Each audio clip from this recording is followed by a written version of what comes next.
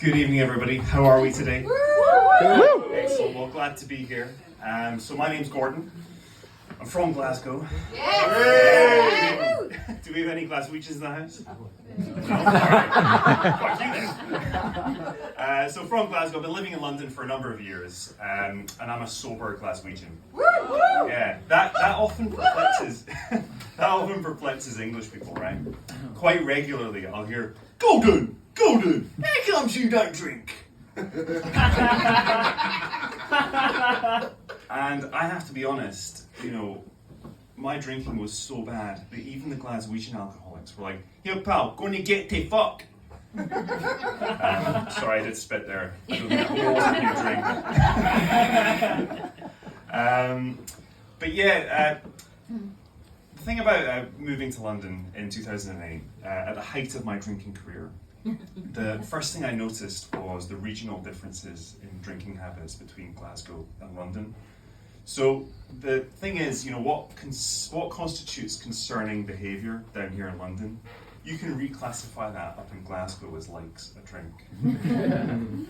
But the other thing that hit me quite hard was having to pay £800 a month for a box room in Clapham. £800 in Scotland could fucking buy Dundee.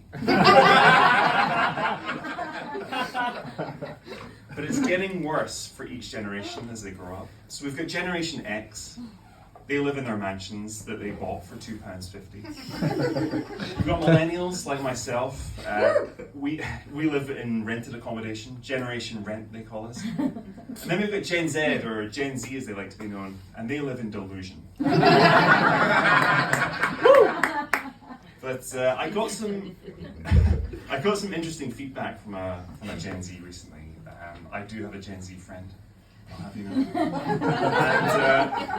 And, has anyone heard of the dating app Field? Yes. Yeah, quite a lot of you. Good. For those of you that don't know, Field is the kink-allied, sex-positive dating app. And I joined Field 3 months ago, and I've had 0 likes. Yeah, sad face. And my Gen Z friend had some interesting feedback as to why this might be. So she looked me up and down and she said, with dead seriousness, it's because you dress like a Tory. Well,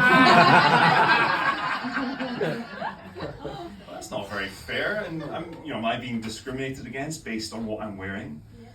So, thank you for clarifying.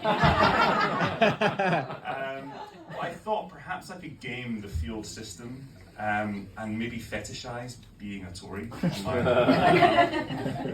So perhaps I could name one of my kinks as I'm into David Cameroning, in so much as I like to perform sex acts with farm animals. Okay. The audience has spoken. We also talk about our attachment styles a lot these days. So on my profile I could put that my attachment style is anxious truss, in so much as I'm fiscally irresponsible for 49 days before being unceremoniously dumped. And finally, when I'm fed up with my partner, I can do the Rwanda exit. Alright, we're going to move on from that. Living in London for the past 16 years, it's really emboldened my sense of Scottish national pride. So I think Scotland has brought a lot to the global stage. We've got many great inventors. For example, we've got John Logie Baird, who invented the television. We've also got John Davy, who invented the deep-fried Mars bar. And we've got James Watt from the 1700s, who redesigned the steam engine and gave birth to the Industrial Revolution. Not to be confused with James Watt, the Brewdog CEO. So the thing about James Watt from the 1700s, the inventor, he harnessed the power of steam pressure to create high-performance engines. James Watt of Brewdog exerted pressure on his employees to create employment tribunals.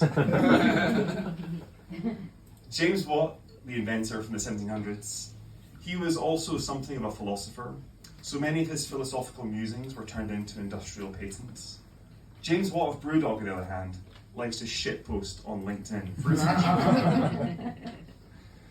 James Watt, the inventor from the 1700s, he mixed together toxic chemicals to create what we now know as bleach. James Watt of Brewdog created a toxic work environment using his penis. Thank you, everybody.